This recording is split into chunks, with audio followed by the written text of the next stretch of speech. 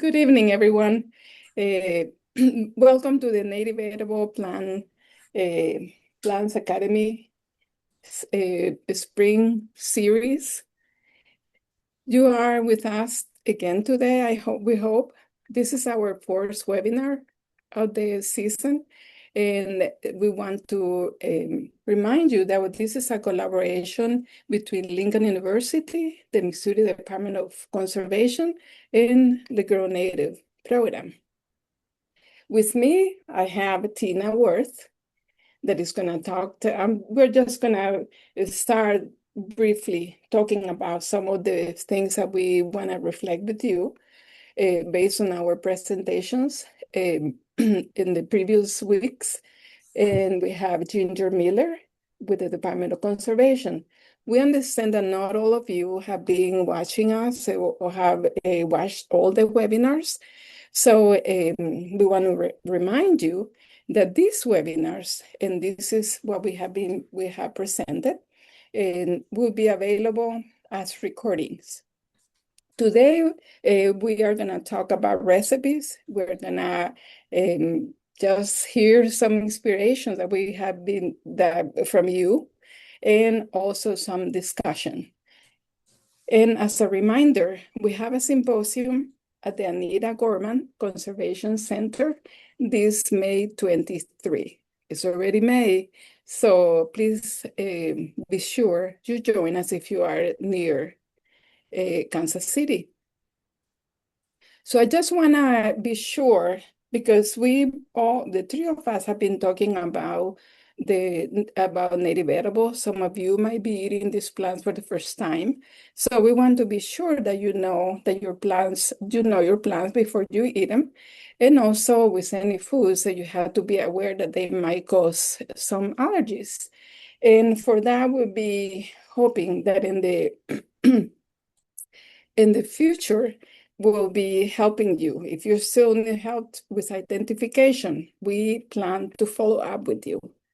And we talk about sharing recipes today. So I will be sharing 3 recipes. We have at Lincoln University's creating recipe cards, and I will just show briefly 3 of them that we have.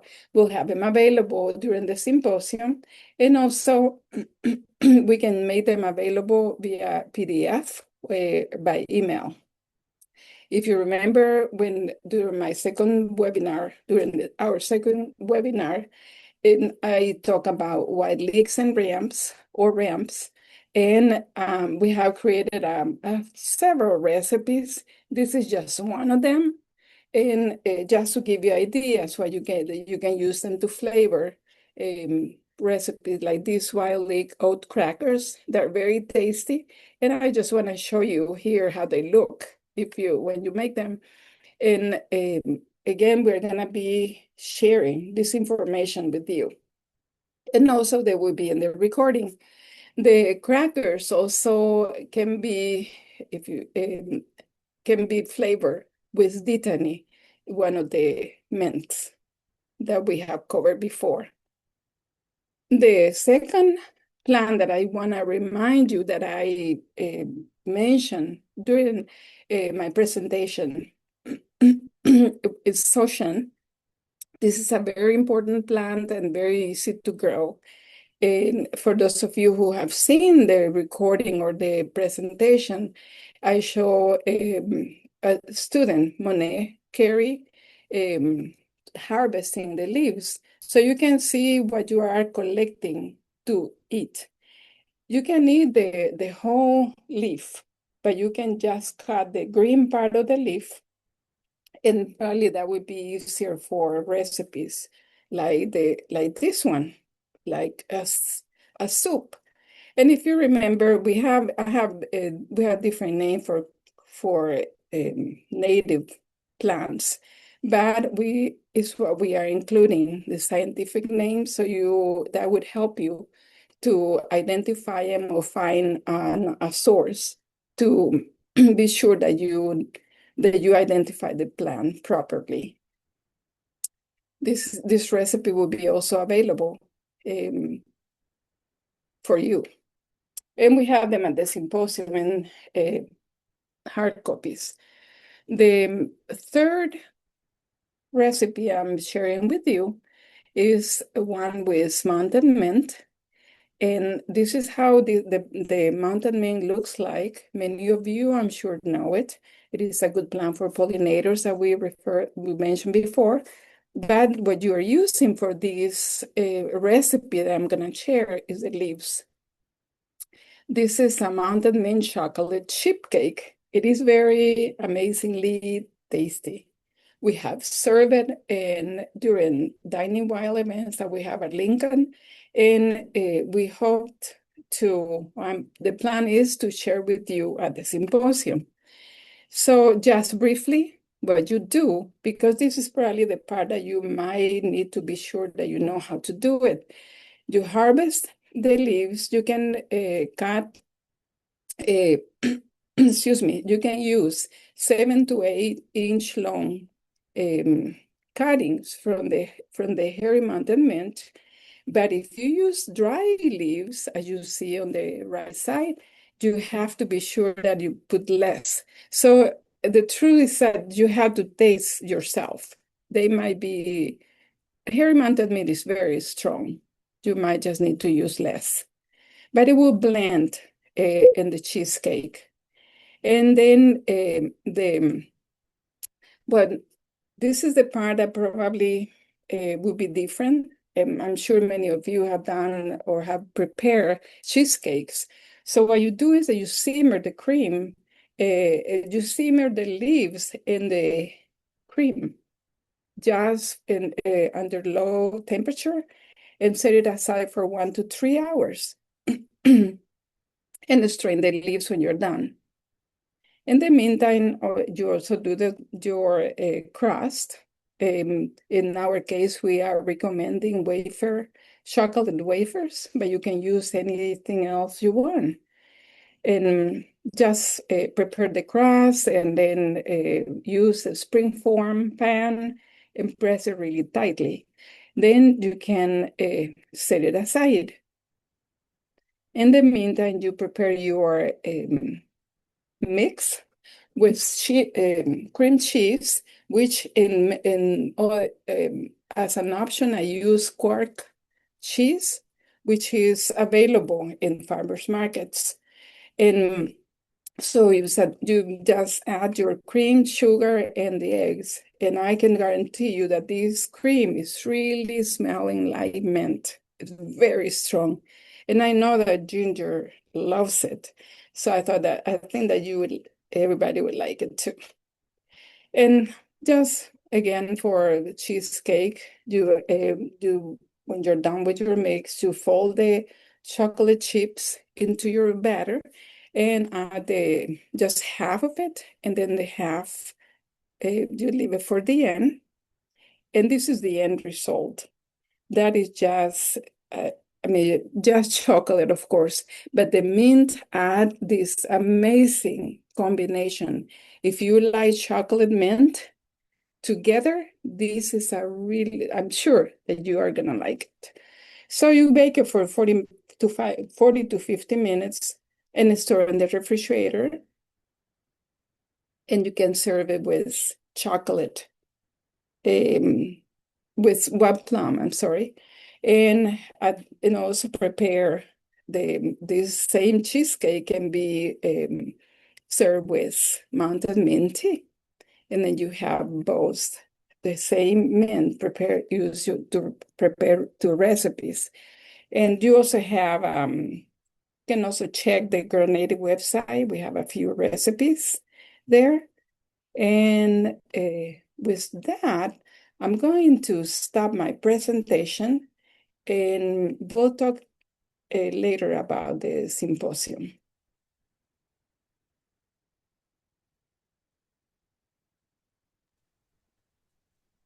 Okay, I think I'm next in sharing a recipe with everyone. If you remember, I did the workshop on non-native edibles, and I have a recipe for you I want to share, and I'll try to share it right now. Let me get out of here. There you are. And then I'll try to reduce this to just if I can.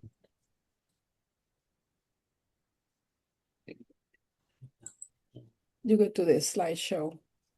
Okay, I'm trying to, my eyes are not seeing too well here.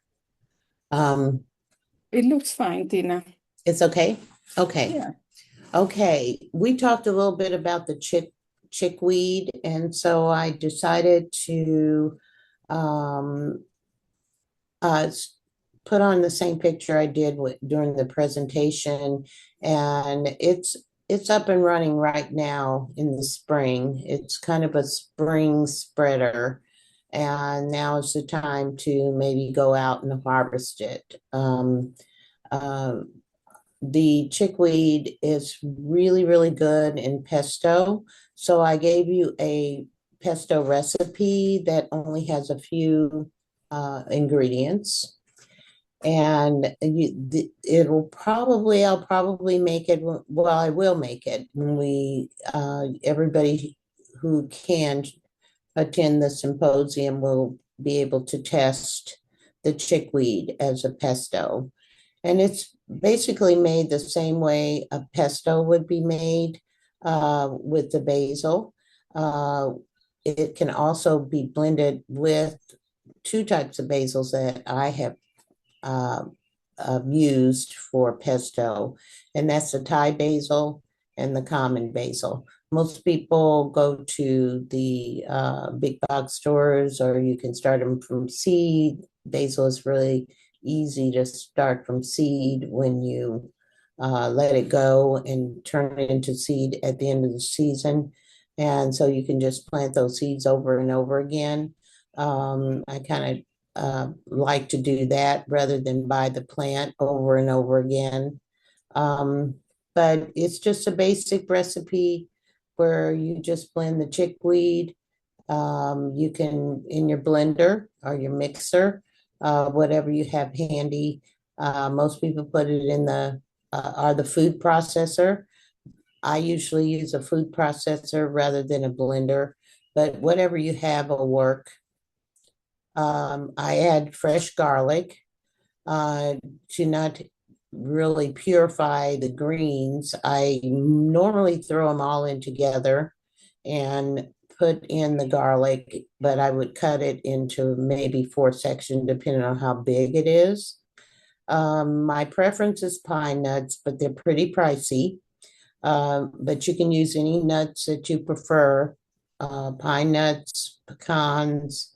Some people I've even known to use walnuts or macadamia nuts or whatever your palate uh, prefers.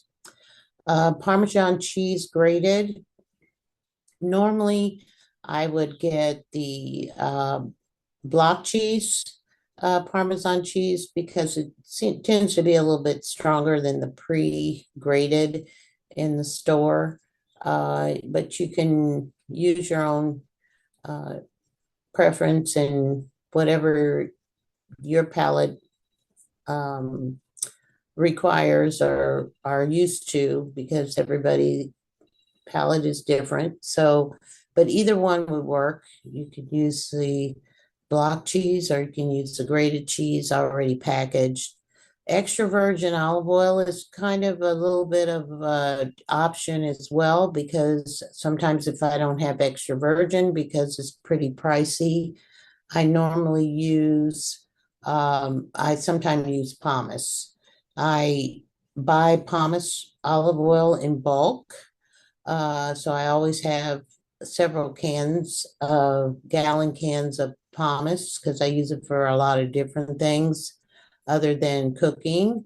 And so extra virgin or pomace or would work just fine. And I did mention that you can mix the chickweed along with the basil, the common basil. I like Thai basil a lot. So I think it kind of pairs with the chickweed better. But it's your own preference. So this is just a simple recipe that I prepared for you guys to look at and maybe jot down, but it'll be available at the symposium where you will get to taste a lot of the recipes that Nadia just talked about and that I'm talking about, the chickweed, and there'll be others. And I'm sure that Ginger will have a lot of, she's kind of the expert on the chef. And so she's quite the native chef. So I'm sure she'll have a lot of things for you to test and taste during the symposium. And I hope everybody can attend that. It'll be really fun. And we'll be touring outside of the Anita B. Gordon, so we can kind of practice on identifying some of the natives that they have on the grounds, which will be really fun. Ginger?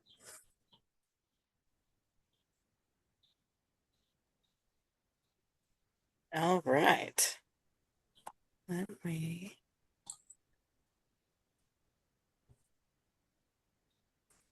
Do you want to get out of? share this.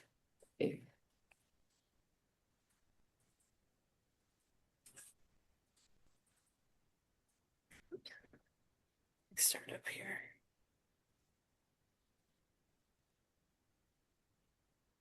Okay. So I talked about some of the fun things that I like to do with wild food.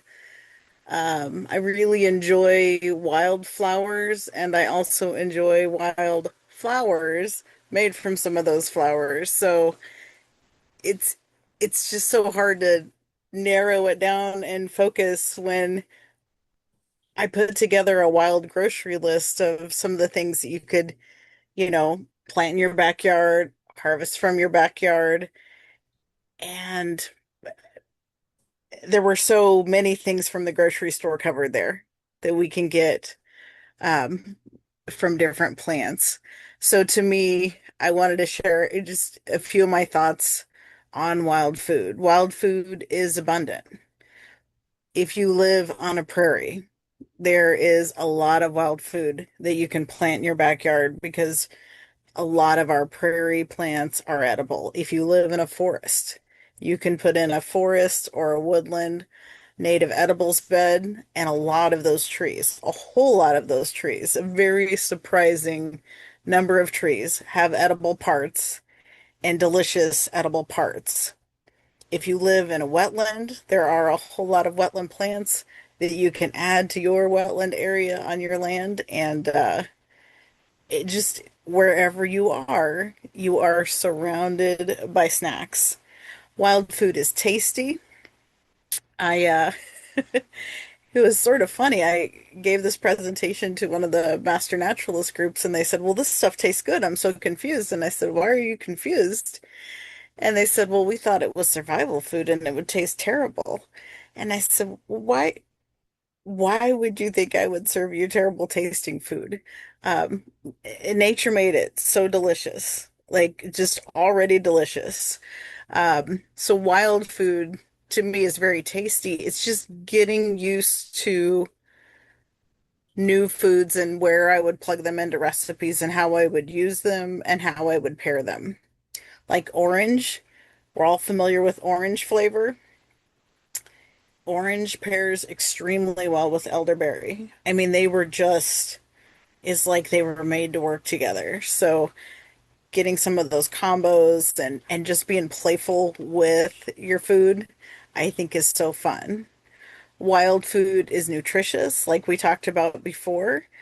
A lot more, it's a lot more nutritionally dense because we haven't bred those stronger flavors that you get used to the first few times you have wild food, but we haven't bred those strong flavors out of wild food. It's wild, right? It's got all those different flavors in there. Eating wild food, planting native edibles in, in a pot or in your backyard or in your front yard It's one of the most sustainable land use systems that there is. A lot of the pesticides, herbicides, other things that we apply are where we're trying to grow something, in monoculture versus the rich diversity that we can grow with all of these wild foods. I mentioned wild food, you can get real creative with how you pair things and what you pair. And to me, wild food is that connection. I love learning about the history of the plants. I love learning about their habitats, all the amazing ways that they were used. I've never been much of a history buff, but since I started with wild edibles, I've started catching up on some history because it's just so fascinating, all the different ways that nature, including those wild plants, have sustained us and taken care of us from as far back as we have records. So when we take care of nature, nature takes care of us. Wild food is adventure. I've had some amazing adventures with all of my wild friends, and wild food I mentioned is good for you and it's available. Whatever habitat you're in, whatever time of year it is, there's wild food all around you. Whether you whether you plant it in your backyard or not, there's something in your backyard that's edible. And there is so much variety out there. I had no idea that many of these flavors exist. And as I've learned more plants, it's just like adding another spice to my spice rack, right? I'm going to grow this. I'm going to harvest it. I'm going to take care of it. I'm going to watch all the pretty flowers and things that it makes. And then I'm going to have those nibbles and learn what things it pairs with well. So when I started making that list of wild plants, I found over 30 wild fruits that grow in Missouri and over 200 greens, tubers, roots. And that list just continues to grow day by day as I keep making more wild friends because I'm still learning plants and I'm still learning them one at a time, right? Just like we talked about, if you learn one plant at a time, you have 52 at the end of that first year, and then you have 2 times 52 at the end of that second year. Bee balm oxmel is one of the things that I talked about as a part of a vinaigrette or a meat marinade. Delicious, delicious combination. One of the plants I like to use for oxmel is bee balm. Leaves. And remember, if you have Monarda fistulosa that gets real tall, this is the time of year when a lot of people cut it down more towards ankle height to where it's a smaller bushing plant. Not that you can't let it grow tall and go crazy, but whatever aesthetic you want, you can find native plants that fit that habitat and fit that aesthetic. But for Monarda fistulosa, one of the things people will do is cut them down a little lower to make them more bushy. And so when you do that, use all those parts that you cut off. So you can make a bee balm out of that by taking or an oxmel out of that by taking your bee balm, putting it in a jar, putting your vinegar in there to make it about half full, and then the other half honey. So it's 50-50 honey and vinegar with the jar of about 3/4 full of your bee balm. And then you'll shake that up and strain it in a month to 4 months. I use a lot of the plant material that I've all but pickled in that, and I'll use it to marinate meats and do other things. But it's a delicious way to use some of that abundant bee balm. It's a real easy one to grow and one of my favorites. I mentioned charred wild garlic. We have a number of beautiful, beautiful alliums, that garlic and onion group that grow in Missouri. So we have nodding wild onions. Um, we have prairie glade onions. So we have onions that grow in full sun. We have onions that'll grow in part shade, a few that'll make it in some of the deeper shade. And then we have this really wild and crazy one that's in most of our yards, Allium vinyle, that wild garlic that's not native but is naturalized. We talked last time about how tasty that is. So I wanted to share my charred wild garlic recipe. So you'll cut off those tops, lay them out on a baking sheet, and then keep turning them and tossing them to get them to evenly brown until they're a nice golden brown color. And as you make these batches, you might like them darker or not as dark, and you can just adjust that. But know that they will not brown evenly, at least in my oven. So I have to continually turn them as I go. That can be ground down into a powder. It can be made into a salt. It can be sprinkled on so many things. Again, to preserve a plant, if I had infinite time and space for wild plants, I would preserve them whole and I would grind them when it was closer to time to use them. So just like the spices that you get from the store, if you get whole peppercorns, they're going to hold their flavor better than if you buy the pre-ground pepper. So same thing with your wild edibles. All right, I mentioned dandelion jelly. I'm going to show you 3 of my jelly recipes, but the gist of all of the wild jellies is that you take your jar, you fill it with the flower petals, just the petals, okay? So for dandelions, they're going to fight you the most because you're going to take the base of that flower and you're going to hard roll it with your fingers and then pick out the yellow petals, put those in a jar, and then pour your boiling water on it to make tea. Let that cool. A lot of folks will want to cap that because some of those volatile oils that make it smelly and tasty will evaporate out over time. So a lot of people will cap that while it steeps. And then you'll strain out your flowers to make your jelly. So different recipes tweak it a little differently. A lot of them will add lemon for that bright flavor, but you can use liquid pectins, which you'll add after you get your liquid to a boil. You can use powdered pectins, which you will add before you bring it to a boil. I do not recommend for the flour jellies using the low sugar pectin. It's just there's not a lot of sugar in there and it makes it harder for it to set up. Now, if it doesn't set up, you have a delicious syrup, right? So here we can see we pick the dandelions, we roll that base. I did have some bits of green in that third picture there where we have the petals. I went through and picked a few of those out. If I leave too many, it'll throw off the color of my tea and it'll give it a bitter flavor. So I let that steep overnight, strained it out, and then I had my jelly, my liquid to make into jelly at that point. Violet jelly, very similar. Fun thing about violet jelly is it has a pH point where it goes from this dark, dark, dark, dark purple liquid, which this is not a real great picture of it. If you hold it up in the light, you can see it's a really deep, deep purple color. And then you add lemon juice and it turns a bright, bright fuchsia color. So that's what the petals of those wild violets. You can adjust down and make smaller batches of jelly because some things you, like you'll want to be careful to only pick some of your violet flowers and not overdo it, right?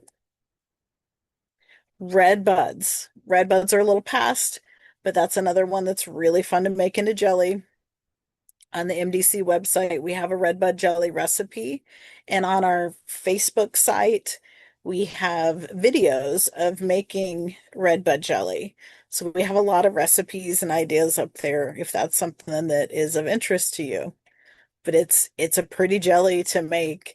When you pour that tea over those flowers, they turn almost ghostly white because all of that color comes out into the liquid that you make into jelly, and it makes a really delicious pink jelly. Capers are another thing you can get from dandelions. You can get the little buds, the very young buds that are not opened, And you can either drop those in a pickle brine that you have or an olive brine that you have, or you can pickle them and water bath can them.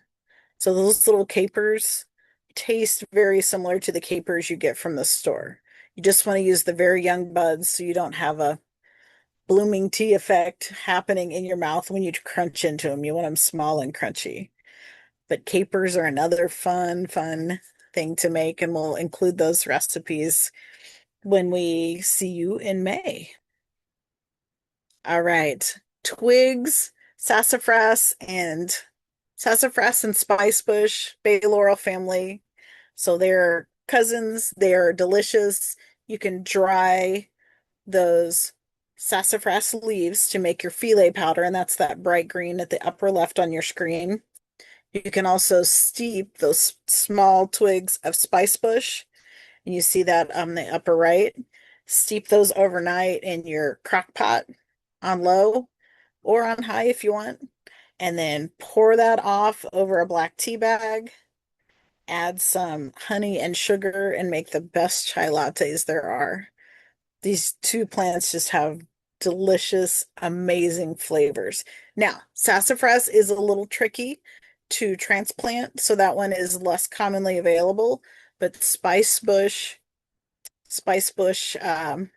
transplants really well, really well. And in fact, I've asked Dr. Nadia if she would consider on one of our future classes showing us how to start spice bush, because you can plant it from seed or from short cuttings.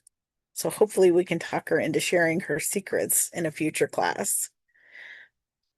Shagbark hickory is a wonderful plant for making, like your own pancake syrup, except it's spicy. So you'll take those pieces of bark with few to no lichens, rinse those off, toast them in your oven until it looks and smells like a campfire, make a strong tea, and then make that into a syrup and cook it down a little bit. It is a very tasty syrup that you can use it for your drinks or use it for anything. Many things will make wild tea, and we'll hopefully have a couple of wild teas for you to taste in May. Maybe some elderflowers, maybe some pine needles. We'll see what feels in season when May rolls around, but there'll be something there to taste, and they're delicious, along with Hairy Mountain mint tea. That is my very favorite wild tea. We'll talk about seeds more in the fall, but there are a lot of different kinds of seeds that not only you can plant, but are also tasty wild edibles and can be ground into flour many times or sprinkled on bagels and other things. So wild food is versatile. It's incredibly versatile. So I have persimmon tea up here at the upper left. That was made with dried seeds that were roasted and brewed.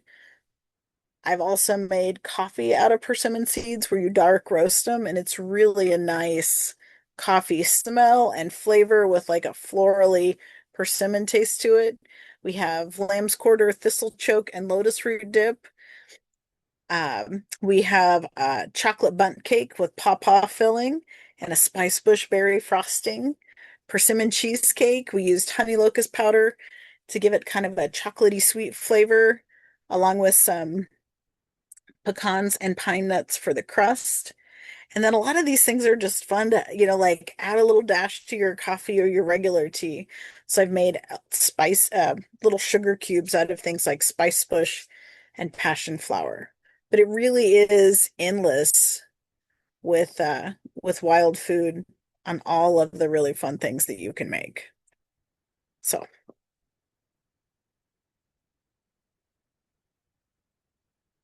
oh, sorry, Dr. Nani, we can't hear you. Yes, thank you. That was amazing, Ginger and Tina, with your beautiful. I know that it's going to be amazing. It will bring all these things to the symposium in May. And with that, I'm going to share, just for those of you who were not at the beginning, this is our slideshow. I'm sorry.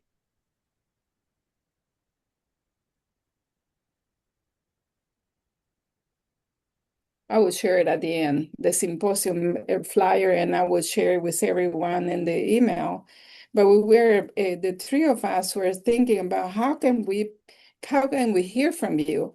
Because you can keep hearing from us, but we would like to hear what you want to hear from us and what you learn from us, what is that you enjoyed the most, or what is that you would like for us to talk in the future. And we can establish a few questions that we have for all of you. And I'll read the first one, and then we're gonna take turns and to ask you. We'll see how much we response we get from you. But we do want you to participate, please. You can write in the chat. And the first question we have is what plant do you think that if you don't have any plants, any native plants, but if somebody asks you, what is the first plant that I should start growing right now in the Midwest? Because we have people coming not only from Missouri, but we have people from Illinois and surrounding states, which is exciting for us. So what plant, and maybe we can hear from some of you, and we can, Tina, Ginger, and myself can share our ideas. We would like to hear from you. If we don't hear from you, please send us in the chat. Just write what is that you would like, what you would recommend to someone that just got started. We have a response now.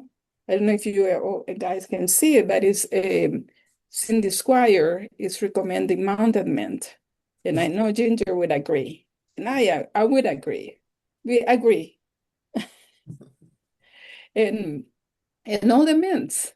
So what else? Anybody? Yeah, mountain mint is so delicious, and it was so memorable visiting the Finca farm there at Lincoln University and just the loud buzz of pollinators on that mountain mint. So the bees agree with me that that's a wonderful native edible.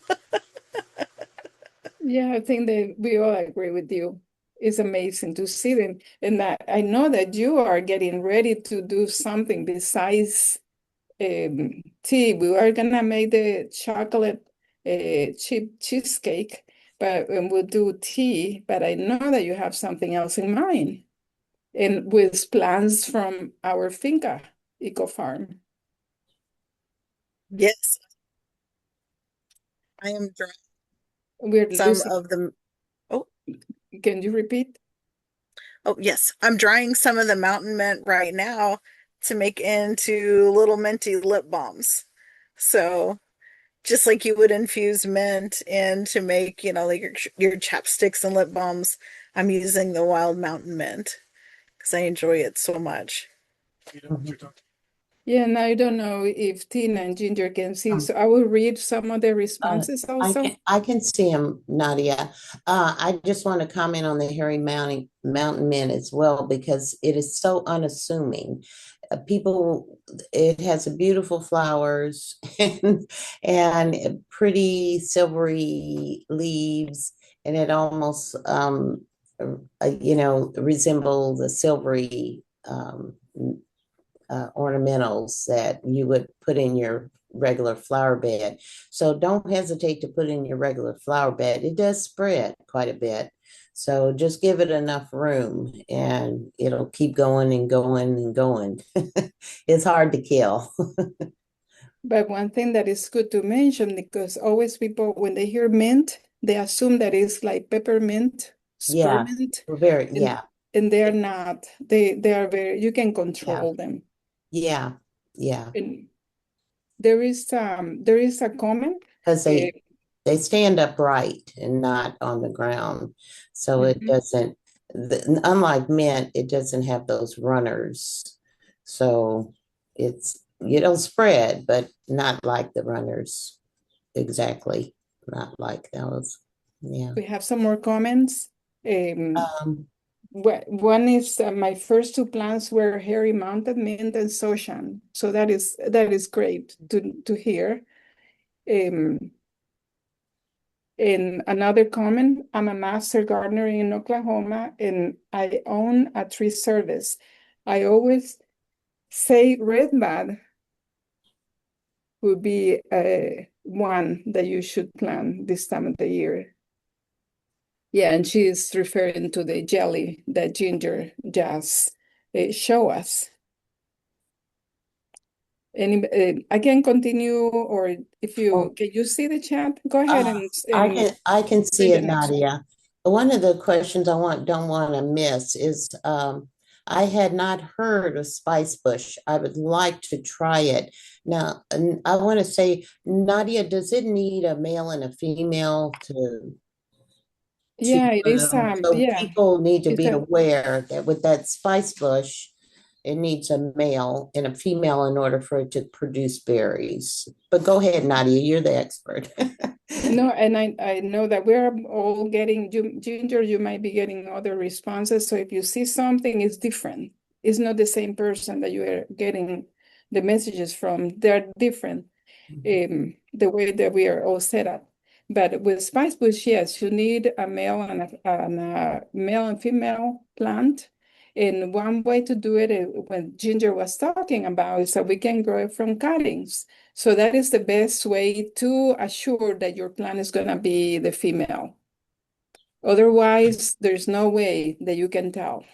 So it has I to be a clone. and I feel like we should each plant at least a dozen spice bush because it's so delicious. So, because you can keep pruning them back, like you can keep them small, but we should have like a dozen. That way we have plenty of male and female plants. That's a good way to see it if you have the space. In that, well, there are options, and also there are nurseries where they graft them. They graft the male on the female, so that's another way. And and we have a few other comments. In let's see. I Oh, see Donna. I thought about planting natives, but decided to get an app and start researching what I already had in my yard. I found out that I had a lot of more than I knew. This year I found cleavers. And I know I hear about bed straw that is edible, and I didn't know. And do you have any other questions, here's Jeannie? an interesting one. One of my favorites, so it caught my eye right away. Also, prickly pear cactus, we have added to lemonade. There's so many uses to prickly pear cactus. That's one of my real favorites. It's one of my dye plants too, because I do native dyeing. Mhm. And I use the fruit. The fruit are edible, and I use the fruit for my dyeing. But that you taught me something because I didn't know that you could. It was really tasty in lemonade. So I think I'll have to try that. And let's see, we have one. Is what happens is that some people are sending directly to me, but you can send it to all of us so we can all read. There is somebody mentioned about the violet that we had mentioned in my presentation about being a plant that is good for. I mean, it's a host plant for the fritillary butterfly with for a certain species of a fritillary butterfly. So I was joking with people that when I say that some people think that they don't want it in their yard because it grows everywhere. I don't know why there's so many violets. And I say, well, you should be happy because you're gonna see the butterflies. And sometimes people, when they realize that their violets are gonna feed a butterfly, they change their mind. And of course, you don't have to mow so much. And we have the white violet. I found it more that grows really well in yards, in moist areas, of course, and spreads nicely. It competes with other species, and also is a good companion plant with other spring wildflowers. I had a Anything? little spice bush seedling I'd started that was, oh, a little more than a foot high in a milk jug. And the spice bush swallowtails found it because I went out and a lot of my leaves were gone, and I thought, what's happening here? Because I had plans for those leaves, and you better leave my little tree alone. And then I noticed one of them was folded up with a little silk, and I gently peeked in there, and it was this gorgeous spice bush swallowtail caterpillar. And then I found it again a couple days later and peeked on it, and it had turned from green to orange. Mhm. How they'll do kind of at the end before they metamorphose, and it was I had to stop myself because I have to share with the caterpillars. But just that one little plant, and they found it. So another reason to grow as many spice bush as your yard or pot will hold. Yeah, it's so much fun because the more you learn about the native plants, as you say, I mean, we start with a few, it's good. And that is a good idea. If somebody, one of the questions we went to discuss is, what is that, how do you recommend to get people started? If you don't have a single plant in your yard. And so we want to hear from people. um, what would you recommend to someone that is not very familiar with native plants, but they want to get started? They might have a small area. Maybe we can hear from all of you, and we can share also some of our ideas. Okay, Nadia, here is a good question. Well, I have two, so let me do the first one first. I think it was probably just a comment, though. My daughter has replanted wild onions to use in her native garden, and I'm not sure what wild onion she's referring to because there's I see somebody talks about preserving flowers. oh yeah, with And indefinitely. And yeah. that maybe Ginger can tell us a little bit about how you preserve them for others. So yes, so every flower is going to be a little it's going to be a little different. Some things you can press like you would do pressed plants. I would start out with fresh watercolor and blotting paper when I did that, in case I had pressed something that would not be edible before that. But violets will hold some of their color. They won't hold it for a long time if you grind it into a sugar, but they'll hold their color for a week or two. And if you have the whole flowers themselves, I've seen them dried and still bright purple. Chicory, I'm always hopeful that I'll get chicory to keep its color when I press and dry it, but chicory loses most of its color. It's still pretty, but it loses most of its color. So a lot of them you can press and dry. The candied coatings and other things I haven't. People say they keep for a long time that way. I haven't unlocked that mystery as to how to get that to work quite like that. But you can also take things like those redbud flowers when you have extra, spread them out and let them dry, and then sprinkle them around like glitter, like beautiful, beautiful pink, purple glitter on things. So those mixes of dried wild petals, I would definitely keep them very, very much out of the sunlight as they dried. Still keep good airflow, but out of the sunlight to get as many of the colors to stick as possible. Great question. And I saw one chef in Kansas City that they put the violets, they freeze them in trays, Mhm. layers of trays. So they put them like that in freezers. So that was the first time I saw that. And I think we were there with Tina when we saw it. So it's so much that we can keep talking and talking Yeah, about natives yeah. and what to do with them. Sometimes you can put them in ice cubes and they'll keep, Right. just plain In old. your own garden, I can talk about many mistakes I made in my own garden that I would recommend not to do. Like, for example, I started planting just one plant of each species. And then I realized that sometimes they wouldn't make it. So you have to add company to your plants. And there is a response from one of the attendees. I struggle with making sure to read many books because I do not find issues which what is truly edible or easy to harvest. But that is the reason that we are here, because I know we all have books. We all started learning from books. We all started, I know that Ginger goes to many trainings. And we know, I mean, I know I follow her. She goes every Saturday if possible. So I can see in order to increase knowledge,